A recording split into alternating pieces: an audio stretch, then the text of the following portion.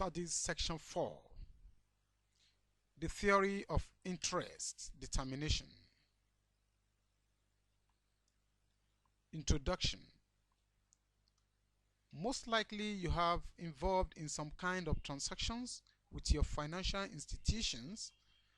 Was there any time they mentioned interest to you? And how did you feel like? This section discusses the interest rate as a cost which is associated with a decision relating to having to forego one possibility in order to acquire another possibility. The section also explains the theories underlying interest rate, beginning with classical position, followed by Keynesian, and capped it up with general equilibrium approach. Learning outcomes. After you have studied this section, you should be able to highlight the similarities and differences among the three approaches to interest rate determination. Interest rate determination. What determines the rate of interest differs from one school of thought in economics to another. Basically, three different approaches are identified as contributors to the argument on the determination of the rate of interest, namely the classical or the loanable funds theory, the Keynesian theory, and general equilibrium approach. The classical theory of interest rate. According to this theory, the long-run real rate of interest is determined by a force, that is, by saving and investment. The saving, being the supply side, emanates from the degree of thriftiness of the society. This thriftiness simply reflects the real preferences of the society for consumption in the future as opposed to consumption today. The investment, on the other hand, is governed by the productivity of capital as given by the schedule of investment demand. The rate of interest, therefore, is determined by the intersection of saving and investment schedules. It is this unique rate of interest that is also referred to as the natural real rate of interest. It is the only real rate of interest at which desired saving out of full employment income is equal to desired investment. Any other rate will produce a divergence between saving and investment. This is shown in figure 4.1 below. Question. According to the classicalist, interest rate is determined by dash. A.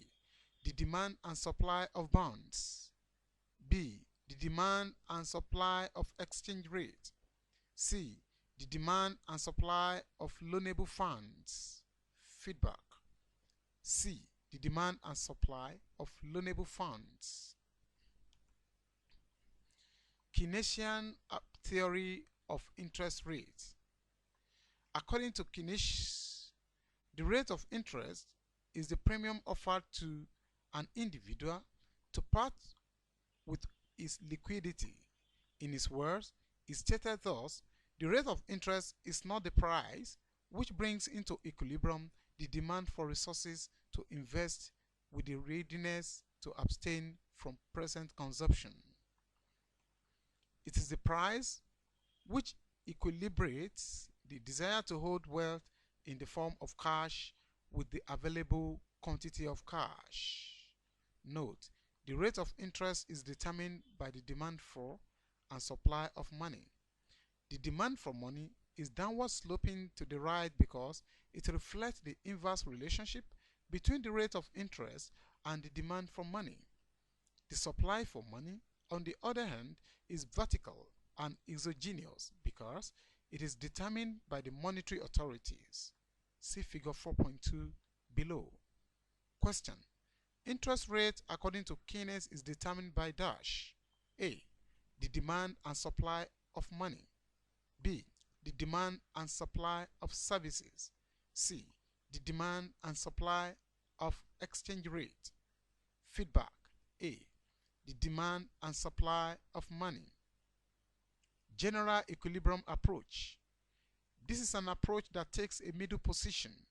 The rate of interest is determined by the interaction of the real and monetary forces. The real forces are equivalent to the classical position on the rate of interest as being determined by IX framework, while the monetary forces are equivalent to the position of the Keynesian approach, which maintains that the rate of interest determination is a monetary phenomenon captured by LM framework. This is depicted on figure 4.3. Question.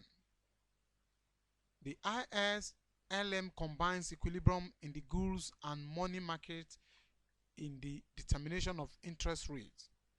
True or false? Feedback. True. Studies section summary. In this study section, we observe that interest rate is conceptualized in various ways by different schools of thought in economics. To the classical, the real rate of interest is determined by real forces, that is, by saving and investment, while to the Keynesian, interest rate is determined by the demand and supply for money. The general equilibrium approach takes a middle position. The rate of interest is determined by the interaction between real and monetary forces. This is the end of study section 4. Thanks for listening.